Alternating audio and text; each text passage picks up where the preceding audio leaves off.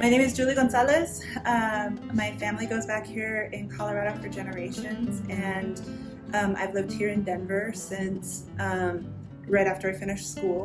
And I came up through organizing a community, and I now serve as a state senator in Northwest and downtown Denver over at the state capitol. You know, I feel like Frida and her work was so important because it changed consciousness within our community.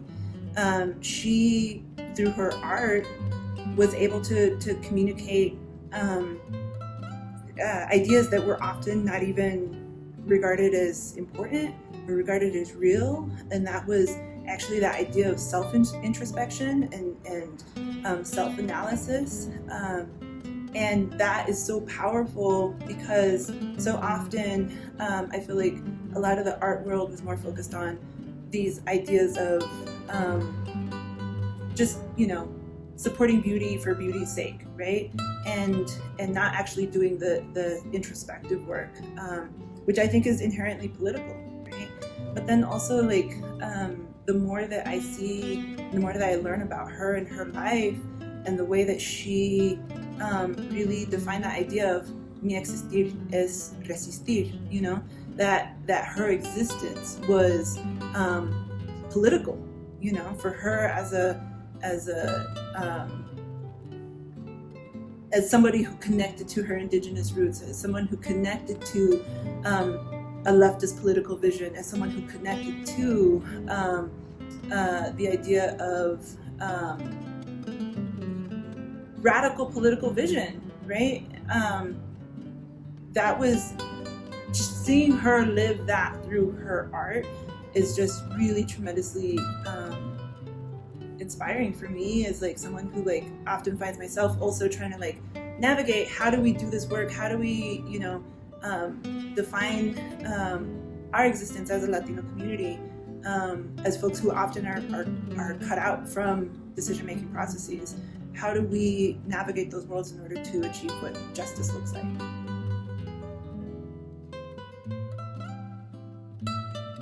Frida challenged so many of these ideas of, she challenged so many conventions, right? Through her art, through her political work, and then just how she lived her life, right?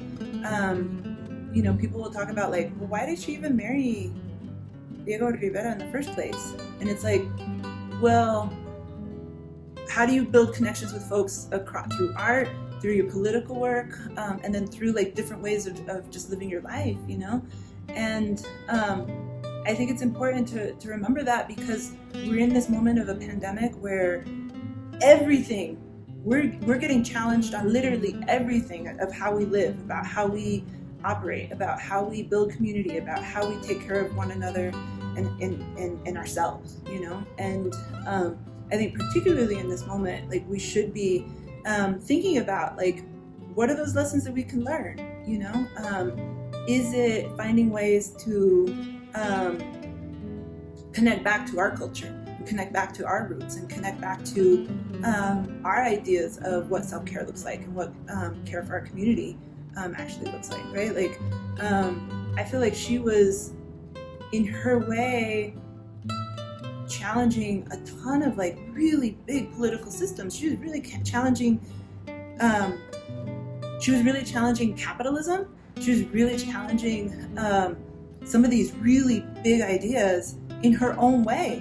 In her, you know, putting in her granito de arena and saying, you know what? Here's the way that I can engage in that. Is that through my art and through my through the way in which I dress and through the way in which I live my life, right? And that's what she could do, right? And this idea that every single person, you got to do what you can with what you got.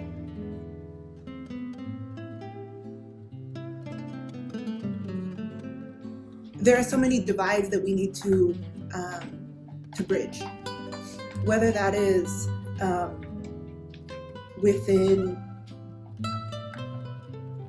brown and black communities, whether that's within communities of color and white communities, whether that's between, Democrats and Republicans, whether that's between people who are engaged in politics and people who are not, whether we're talking about people who believe in capitalism and people who don't, whether we're talking about people who are housed and people who are not. Like, there's so many bridges and there's so many divides, right?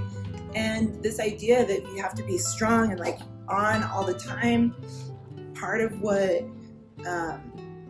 she did so powerfully through her art and through her life is to say, you know what? You can be broken and that's okay.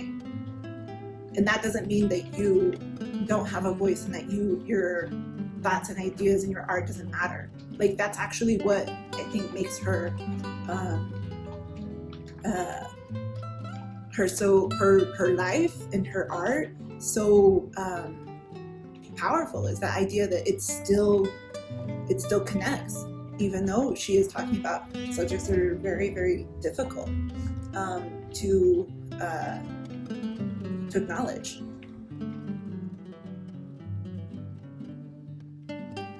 I came up through organizing. I came up through protesting, through demanding that our communities be heard, whether we're talking about undocumented young people, whether we're talking about working class people, whether we're talking about folks who are trying to,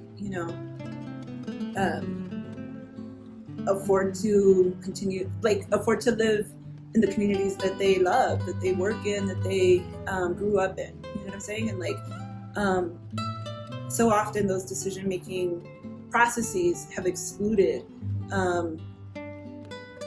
us.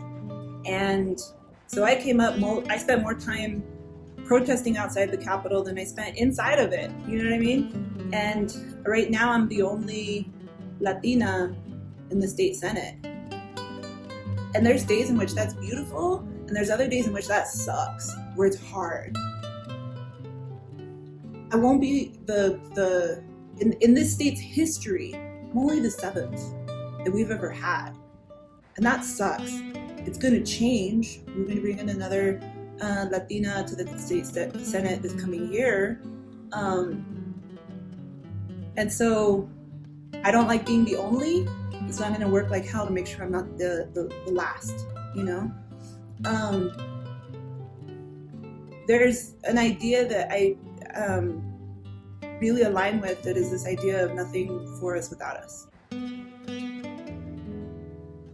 I love this project. I love this, the idea of, honoring and lifting up and celebrating Frida as like a symbol of resistance, because I think that in some ways she has become so commercialized and so separated from her political ideology and roots, right? That like remembering that is actually really important, and I love that that y'all are bringing forward that aspect of celebrating her.